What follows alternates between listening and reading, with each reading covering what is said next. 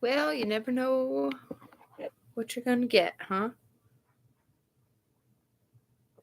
I was told more than once in my life I talk too much.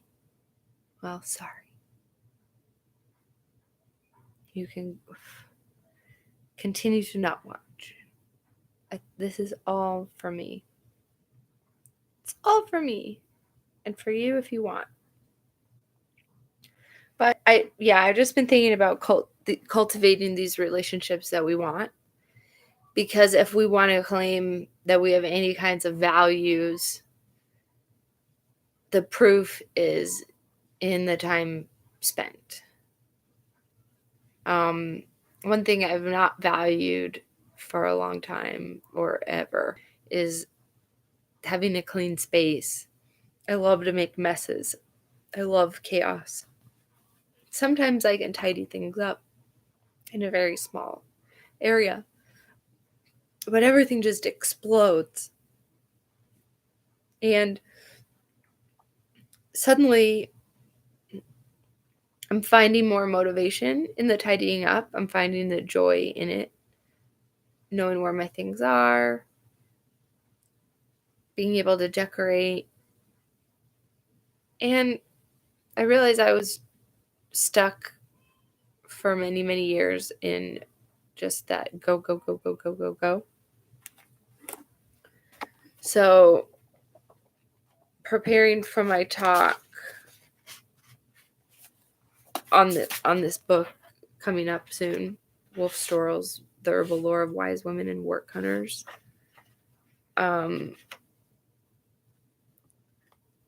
Toward the end, he really gets into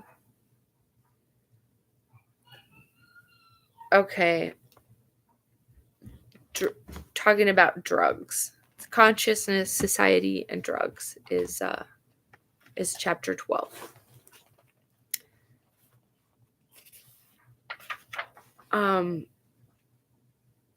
So let's just read a little bit of this. Cultures are built upon shared imaginations and ideas as to what life and existence are all about, answering who we are, what we are doing, where we are going, and why. These imaginations are deliberately maintained by traditions, customs, rites, rituals, art, and a whole complex of symbols.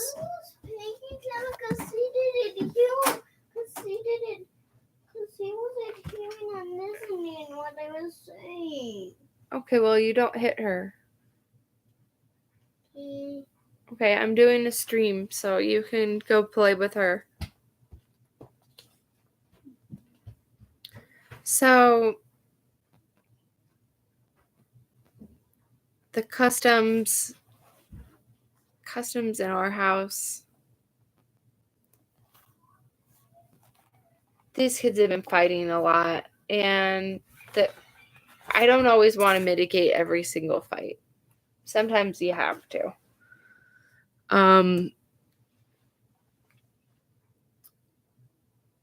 And I think it just makes sense that kids are going to have stress when the whole world around them is really stressed.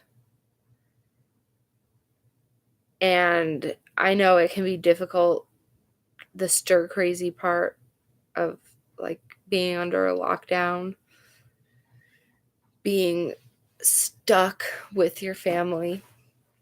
That can be hard.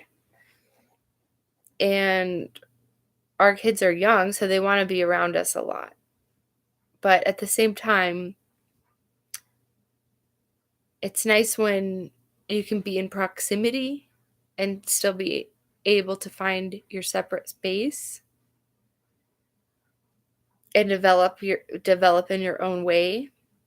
So giving kids a chance to free play without me guiding the game.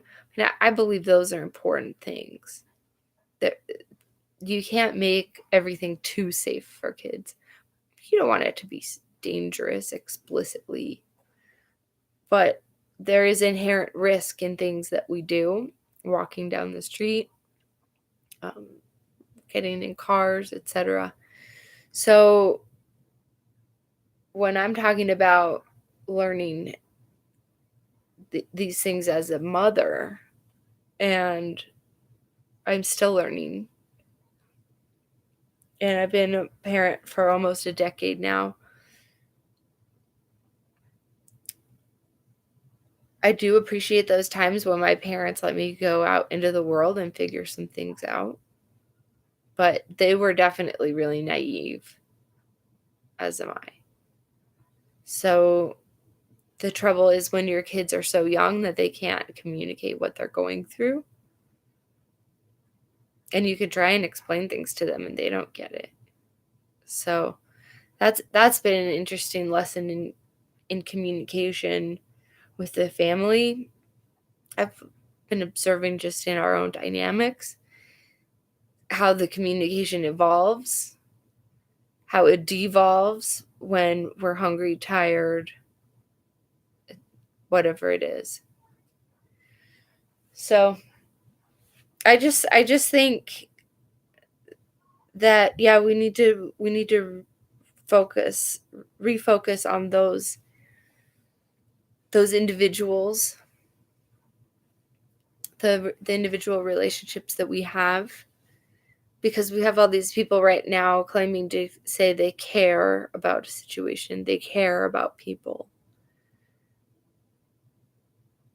And then you show people you care by being compliant.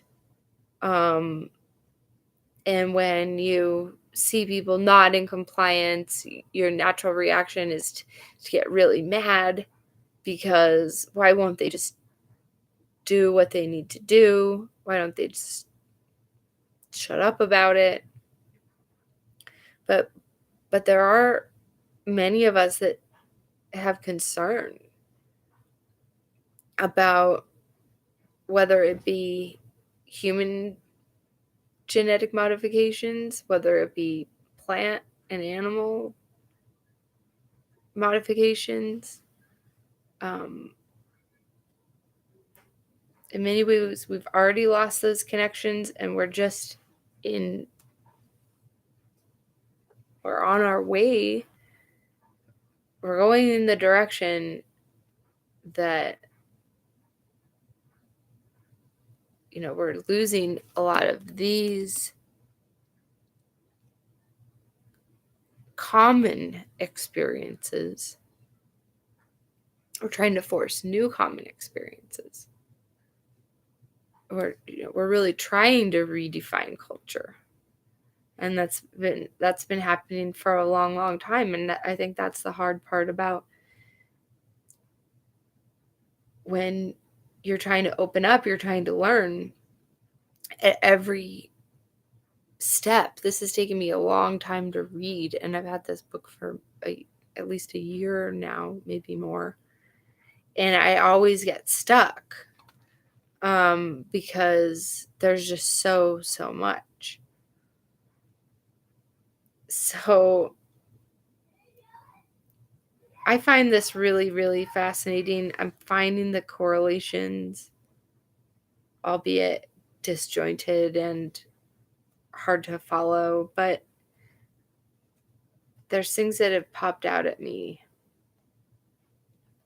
that I really like. I wanted to go back to this Conscious Society and Drugs chapter.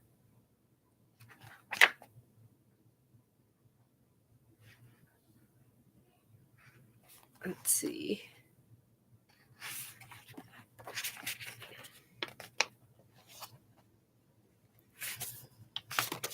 So, the cultures are built upon shared imaginations and ideas as to what life and existence are all about, answering who we are, what we are doing, where we are going, and why. These imaginations are deliberately maintained by traditions, customs, rites, rituals, art, and a whole complex of symbols. In culturalization, anthropological jargon for the learning of cultural patterns, starts at birth and goes on for most of one's life. Mantras in the form of everyday sayings, greeting songs, and slogans fill the thoughts of the members of each society. A system of sanctions ranging from raised eyebrows, ridicule, scorn, and stony silence to physical abuse and finally liquidation holds up the moral and ideological superstructure. And finally, the cultural reality, which is deemed to be the reality, is maintained physically, chemically by food, drink, spice, and medicine. All of this creates the world in which the human being lives. So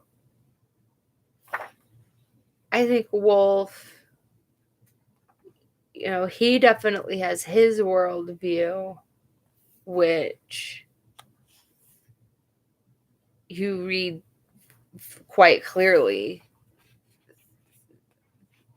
throughout this text. But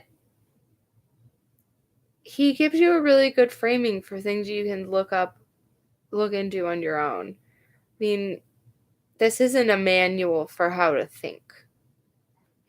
But part of our personhood comes through these words. That's why I like this concept of a show right now starting organically, being just free flowing, even though it might be painful for me to rewatch it and critique myself. It's very important because you don't know what is going to come out of that. It may be garbage. I may realize how often I misuse a word or a phrase, but I think you get the sense of what I'm trying to get at. And so I thought this really jumped out, that when we talk about hallucinogens, the shaman, they're not taking it to relax and have thrill. They're taking it to have an experience. Now, those are particular to certain cultures since time immemorial. And we have people now, the newest MEO, DMT, not into that culture, really. I might sound like a burnout, but I'm not one of these people who's had that much interest in many of these newly available ethnogenics or whatever the term some use, using other cultures' medicines. So the drugs that provide the euphoria or stupor, like those, they didn't really appear until the drugs that were used beyond the spiritual, ancient, traveling with spirits. Drugs that provided euphoria or stupor did not appear until agriculture, permanent villages, social class division, and work made their debut. The newest research of cultural ecologists show that hunter-gatherers enjoy a life of leisure and pleasure, plenty. There are no middlemen and specialists to feed, and people are tied directly into the local environment. The amount of work needed for subsistence is minimal. 2 to 3 hours per adult per day is sufficient to hunt game and gather and prepare roots, nuts, and berries. The rest of the time is spent sleeping, singing, dancing, telling tales, or communicating with the spirits. The development of permanent villages allowed for the concentration of greater social power and higher population densities, but it made life bitterer. The ground must be tilled, sown, protected from animals, and the fruit of the field must be harvested, stored, guarded, and distributed. This marks the beginning of the specialization of society, in which peasants, backs bent over the hoe, worry about vermin, taxes, and hungry neighbors, in which townsmen specialize in crafts and trading, whereas professional warriors monopolize weapons, hunting, and horses, and in which priests monopolize God, myth, and symbols. At this stage, direct spirit experiences are replaced by dogma. God reveals himself in the book, which only the priests may read, and hallucinogenic drugs enabling trance are replaced by drugs that take the hard edge off a hard life. Alcohol in the Mediterranean region, opium in Asia Minor, coca for the slaves in the realms of the Incas, kava in the South Pacific, khat in Northeast Africa. It's quite obvious the role that vodka has played for the Slavs, whiskey for the Irish, beer and ale for the Northern Europeans, and wine for the Southern Europeans. Cannabis seems to take an in-between position. It certainly can make an entire intolerable world more tolerable by taking the edges off. On the other hand, it can also give the shaman wings. The new age drugs, speed, uppers, downers, and refined synthetics such as angel dust, THC, cocaine, and heroin fit perfectly into the age of electronic speed, super technology, computers, chemical fertilizers, and rockets, and postmodern surrealism. In older cosmologies, the diverse levels of consciousness or realms of imagination were thought of as the dwelling places of the gods or anti-gods. By taking sacred drugs, one would partake of the gods or achieve communion. Christians commune with their deity with wine, and most monks were excellent brewers of spirits. To the common citizens of today's India, to be a Christian means primarily that one indulges in alcohol. The Australian Aboriginals take pituri, a nightshade, to commune with the totemic spirits in primordial dream time. Many modern American Indians experience visitation by the divine spirit during peyote sessions that last all night. Central American Indians take sacred mushrooms or the seeds of the morning glory to meet their deities face to face. So the shaman, they're taking these practices. Maybe they're creating art, something visual, something out of that magic place. So there's this concept of the sacred art.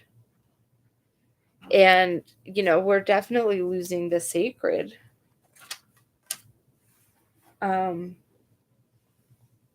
We take everything for granted in this society. And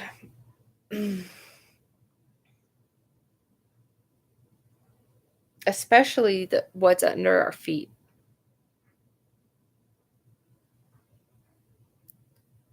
So I'm challenging myself to reflect on that. And I thank you for letting me get this stuff out despite some interruptions. One final thought, consider how your actions are done under duress. I had to get a paper notarized, and that's what a notary public does for a document to be signed. They're ensuring that I am me and that I'm not signing anything that I don't want to sign. And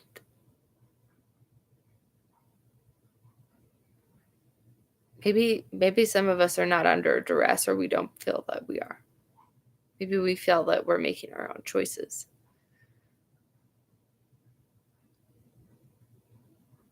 This is what I'm examining for myself.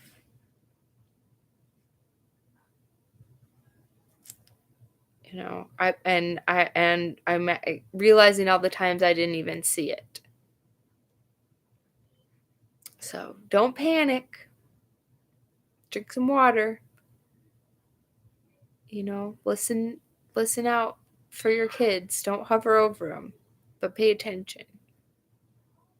That's what these talks are for me, for my development, so that I can be reflective upon how I'm treating the world around me, finding ways in which I can renew relationships.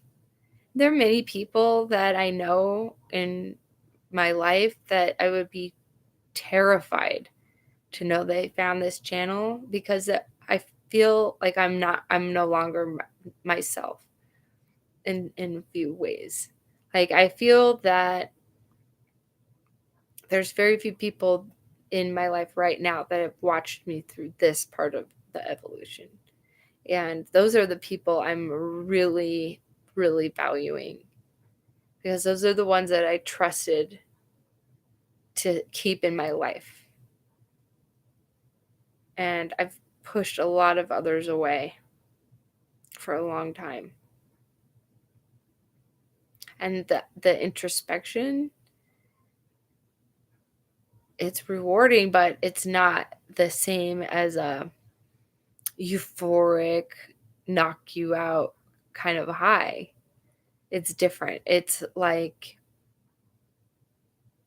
the slow, the steady, the focused, the internal motivation, the patience for patience sake. You practice patience, and the reward is patience. I love that idea. It's been life-changing discovering that. That's what our group's Juniper Spirit Journey is about. It's taking just a few moments out of the day to sit with one plant spirit. And it might sound kind of hokey. I don't care. I am fully embracing the idea that a sacrifice, it need not be the lamb on the altar. It doesn't need to be a blood sacrifice.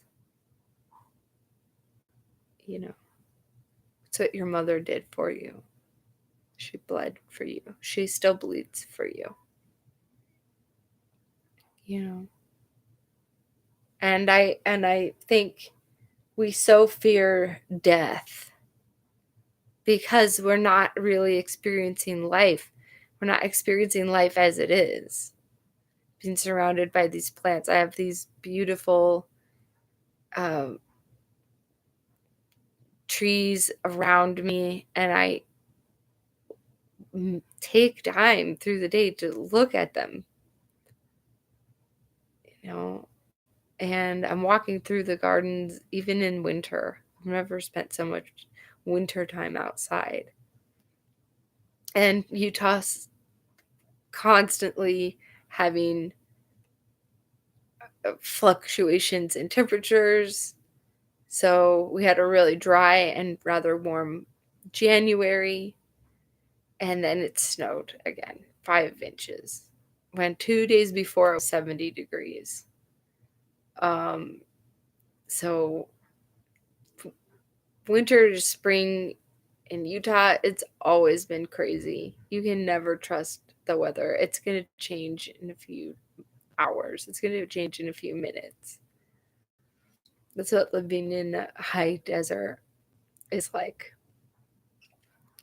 But the snow melts. The snow melts pretty fast. And just having that patience to sit in these spaces, enjoying the moments. I'm really digging that. And I'm glad we're getting our lives sorted to be more home-centered, family-centered. And even though I may be able to go back to work in my old industry, I don't think I will. I'd rather help my kids resolve their conflicts than helping adult babies, get to where they need to go and blame me when they're not doing what they're supposed to do. I was a really good scapegoat, I would say, for the announcers, because if they messed up, they could always blame me, their stage manager. And yeah, some things I might have legitimately messed up occasionally, but you're a grown-up. You know what time it is. You have a clock, you have a phone, you know where you need to be and when you need to be there. and you're dinking around talking to your friends, and the producer's yelling at me to get you where you need to go. And I used to get some joy and accomplishment out of doing that work. But now I'm doing that work for myself. I'm going to figure out how to get my own shit together. And it's been a really fun journey. So we'll talk again real soon. Love you.